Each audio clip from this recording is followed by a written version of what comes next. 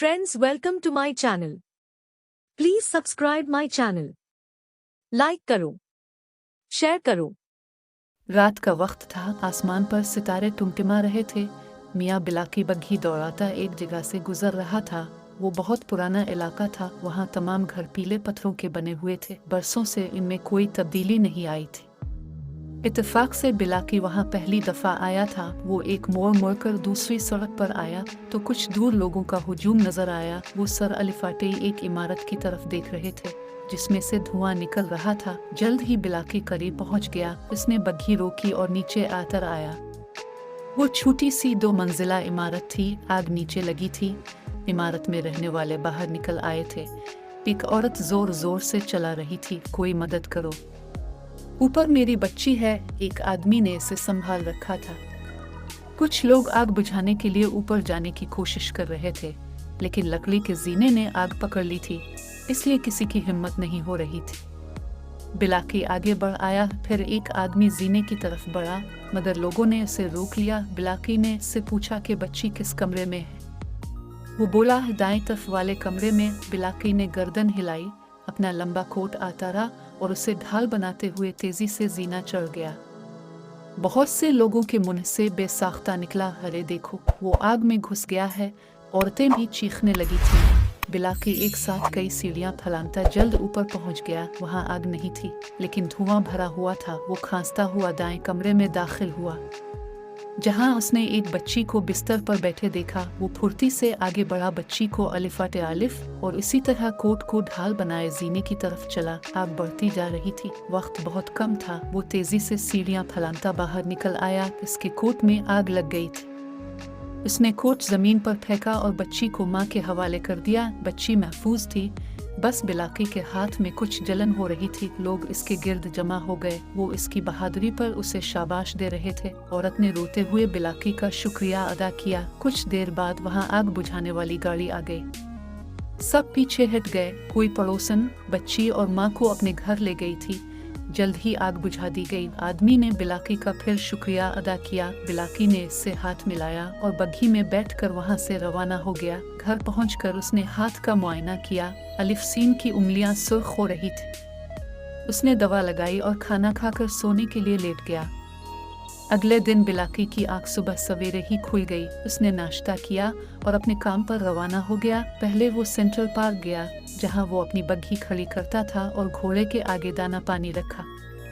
जब वो खा चुका तो उसे प्यार से थपथपाया और बग्घी में जोतकर हल्की रफ्तार से चलाता हुआ बाजार में आ गया। एक चाय खाने के बाहर वो बग्घी से यात्रा और अंदर जाकर बैठ गया। फिर उसने अखबार अलिफाटे अलिफ और खबरों पर नजर दौड़ाने लगा, मगर आग लगने की खबर कहीं नजर नहीं आई।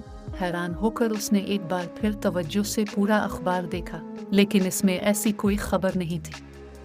वो ताज्जुब से सर खुजाने लगा। कुछ देर वो यूं ही बैठा रहा। फिर उसकी नज़र अपने दोस्त ग्राहम पर पड़ी, जो दूसरी मेज पर बैठा नाश्ता कर रहा था। वो अखबार में काम करता था। बिलाकी अलिफाटे कर उसके पास चला गया। बिलाकी को देखकर वो बोला, आओ मियाँ बिलाकी, नाश्ता करो। नहीं, मैं कर चुका हूँ। ये कहकर उसने अखबार खोला और बोला, इसमें आग लगने की खबर नहीं है। कैसी आग? ग्राहम ने पूछा। कल रात कस्बे के शुमाली इलाके के एक घर में आग लग गई थी, बिलाकी बोला। ग्राहम हैरत से बोला, ऐसी तो कोई खबर नहीं आई थी। मैं पूरी रात दफ्तर में था। हो सकता है तुम्हारे अखबार को इत्तला ना मिली हो। अगर हमारा रिपोर्टर ना पहुंच पाए तो आग बुझाने वाला अमला खबर दे देता है, वो बोला। बिलाकी हैरत से उसे देखने लगा। ग्राहम हंस कर बोला, बिलाकी, तुमने ख्वाब देखा होगा। बिलाकी ने अपना जला हुआ हाथ आगे किया और इसे पूरा वाकया सुनाया, मगर गिर अहम को यकीन नहीं आया। वो बोला, मुझे मालूम है तुम कहानियाँ बहुत पढ़ते हो और ये हाथ तुमने चाय बनाते हुए जला लिया है। ये कहकर वो अलिफाटे और चल दिया। बिलाकी चलाया, मगर मैं झूठ नहीं बोलता। ग्राहम हाथ हिलाए हुए बोला, मुझे देर हो रही है, फिर मिलेंगे। बिलाकी ने मुंह बनाया और अलिफाटे कर बाहर निकल गया। कुछ दूर उसे अखबार फरोश आवाज लगाता नजर आया। बिलाकी ने इससे दूसरा अखबार खरीदा और बग्घी में बैठकर पढ़ने लगा, मगर इसमें भी आग लगने की खबर नहीं थी। बिलाकी दोपहर तक वहां रहा। इससे करीब की 2-1 सवारियां मिले, लेकिन इसका दिमाग रात वाले वाकया में अलिफालजे रहा। आखिर उसने वहां चक्कर लगाने का फैसला किया। कुछ देर बाद वो इस इलाके में पहुंच गया। जब वो इमारत के करीब गया तो उसे हैरत का शदीद झटका लगा। उसने बग्घी रोकी और गौर से इमारत को देखने लगा। इस पर जलने का कोई निशान नहीं था। बिलाकी को अपनी आंखों पर यकीन नहीं आ रहा था। उसने आदेर अलिफादेर देखा तो सामने पानी का गोल टैंक नजर आया। इससे वो जगह अच्छी तरह याद थी। फिर भी उसने पूरे इलाके का चक्कर लगाया मगर कहीं जली हुई इमारत के आसार नजर नहीं आए। आखिर वो दोबारा वहां आ गया। इसकी नजरें इमारत पर जिमी थी। ये बहुत हैरान कुन मुअम्मा था। कुछ देर बाद वो बग्घी से यात्रा और धीरे धीरे कदम बढ़ाता हुआ इमारत की तरफ बढ़ा। करीब जाकर करास ने झिझकते हुए दरवाजे पर दस्तक दी। कदमों की आहट हुई।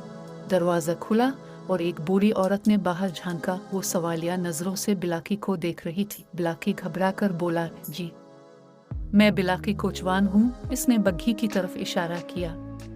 औरत हैरत से बोली, मगर मैंने तो बग्घी नहीं मंगवाई। जी खातून, बेशक अपने बग्घी नहीं मंगवाई, दरअसल मैं अब से कुछ बात करना चाहता हूँ। औरत का नाम मारिया था। इसने बिलाकी को अंदर बुला लिया। दोनों नशिस्तगाह में बैठ गए।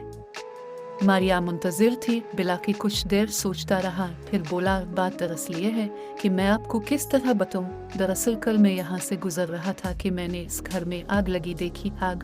तुम्हें गलत फहमी हुई है, वो कोई और इमारत होगी। मारिया हैरत से बोली, मुझे अच्छी तरह याद है और मैंने पूरा इलाका देख लिया है।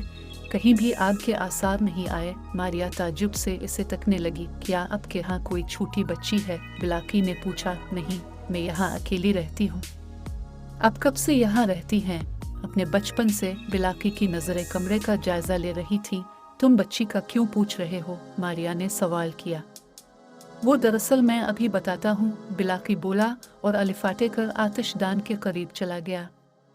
फिर बोला, माफ कीजिएगा, क्या मैं ये तस्वीर में देख सकता हूँ? हाँ जरूर, मारिया बोली।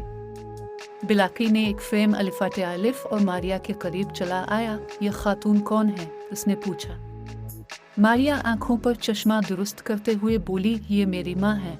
बाकी आइंदा शुमारे में